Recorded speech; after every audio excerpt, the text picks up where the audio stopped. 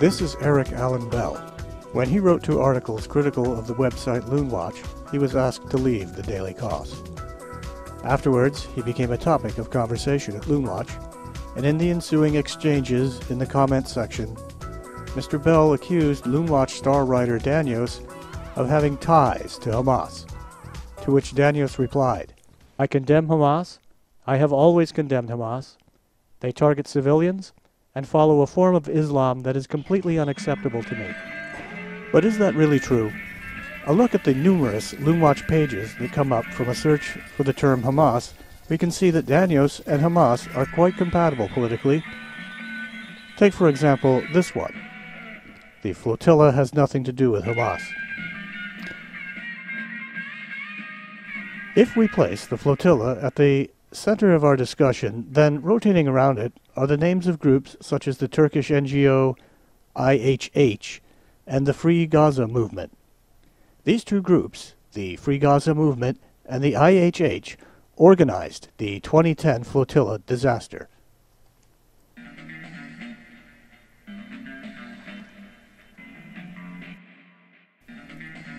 The Free Gaza Movement is a collection of over 40 different groups and individuals dedicated to lifting the blockade of Gaza. The Free Gaza Movement is led by people such as George Galloway and Huwaida Araf.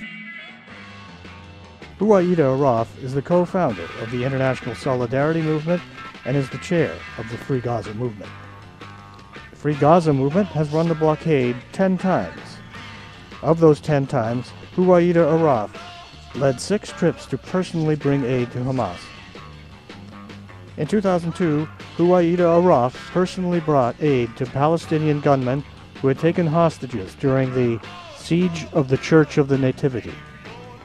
The International Solidarity Movement's website puts its readers in contact with the Free Marwan Barghouti campaign. Barghouti is a mass murderer serving 5 life sentences for the murder of Israeli citizens and IDF soldiers. Huwaida is deeply committed to her beliefs and is not ashamed to ask you to die for them. Martyrdom is one of the signatures of Hamas. I personally am about to break the sanctions. George Galloway is the founder of Viva Palestina, which has hand-delivered aid to Hamas 3 times, the last being immediately following Operation Cast Lead. Galloway is outspoken about his support of Hamas. 100 vehicles, and all of the contents. We are giving them to the elected government of Palestine.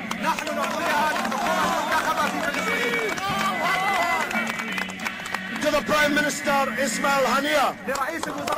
Here is the money. This is not charity. This is not charity. This is not charity. This is politics. The government of Palestine is the best people of Palestine. The president of the IHH was on board the Mavi Marmara. Next up, Bülent Yildirim.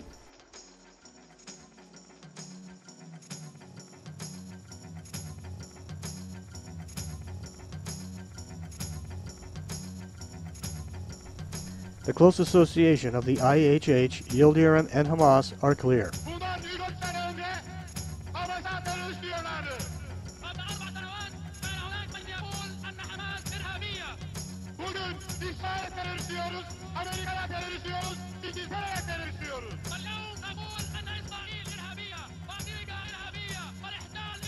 Here, under the Hamas emblem, is Bülent Yildirim, conferring with Musa Abu Marzouk, the former head of Hamas in the United States. The IHH tells of its aid to Gaza in the aftermath of Operation Cast Lead.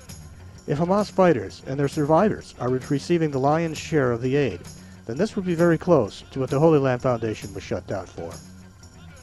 A different but similar group, also called the IHH, based out of the Netherlands, was shut down after it was found to be aiding Hamas. The Turkish IHH doesn't think that that is a reason to shut anyone down. Hamas Prime Minister Haniya calls the flotilla a victory, not "people are dying, please don't do this again, it's making us look terrible."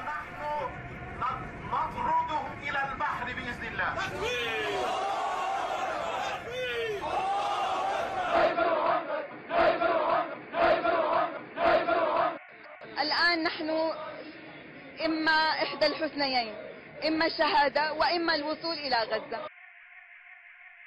The IHH is part of the Union of Good, an umbrella group of over 50 Islamic charities, including Hamas-controlled charities. In 2008, the Union of Good was deemed to be a specially designated global terrorist by the U.S. Treasury Department. The Union of Good's membership is studded with Muslim Brotherhood members, Hamas figures, specially designated global terrorists, and other terrorist supporters. Started during the Second Intifada, the Union of Good was formed with Hamas leaders for the purpose of supporting Hamas. The Union of Good is headed by Yusuf Kawadari, a prime Muslim Brotherhood operative, and includes head of al-Qaeda in the Arab Peninsula, Sheikh Zendani.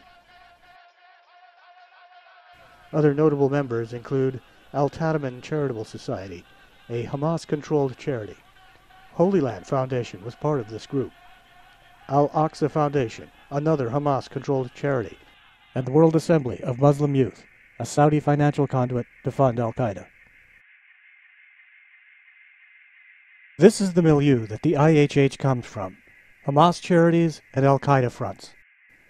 The IHH then teams up with people and groups like Viva Palestina, Isseroff, and the Free Gaza movement. The president of the IHH, Bülent Yildirim, was personally involved in the 2010 flotilla disaster. There is a clear line of sight from ardent supporters of Hamas to the flotilla. To say otherwise is misleading. Loonwatch also touts another piece of Hamas propaganda, that the Israeli blockade is causing anemia in Gaza. But thanks to the work of Amy Isseroff, we know that that is also not true. Here is Hamas apologist Glenn Greenwald accusing Israel of causing anemia in Palestinians. Numerous studies have been done on the prevalence of mild to moderate anemia among Palestinians. Mild to moderate anemia is not life-threatening and is ameliorated by age 5. The fact that someone is sounding the alarm over something that is by definition not life-threatening should tell you something is wrong. The 2011 stats tell a similar story, and if one goes back to 1990, higher levels of childhood anemia were reported than those of 2011. Does this mean blockades are the cure for anemia? A more likely explanation is that recommendations were adopted from the various reports written about Palestinian health. None of the reports mention blockades as the cause of anemia. What they all do say is mild to moderate anemia is endemic to the area. That is why you find rates of mild to moderate childhood anemia in Egypt of 55 to 79%. 37% of Saudi children have mild to moderate anemia. The rate of mild to moderate anemia in the children of the Islamic Republic of Ingushetia is between 55 and 85%. 69 to 85% of the children in India have mild to moderate anemia. And in occupied Tibet, 90% of the children have mild to moderate anemia. Why would someone say they condemn Hamas but then support something like the flotilla and engage in Hamas-inspired propaganda? The Hamas lobby in this country isn't confused. The Council on American Islamic Relations has praised Loonwatch in CARE's hate report.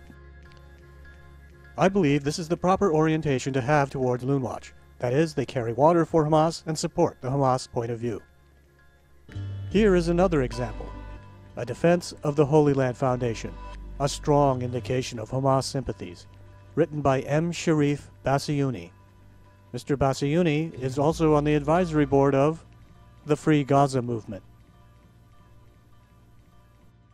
On Loonwatch.com, there were a number of articles protesting my articles, one of which a man who simply calls himself Danios, I have no idea who he is, what his last name is, nothing, included a link for people to write in to the editors of Daily Kos demanding that I be silenced, and it worked. The fact that there is a website called Loonwatch. Exactly, that's the modus operandi. In Egypt, I remember anybody who dares to even ask a question about Islam will be branded immediately crazy.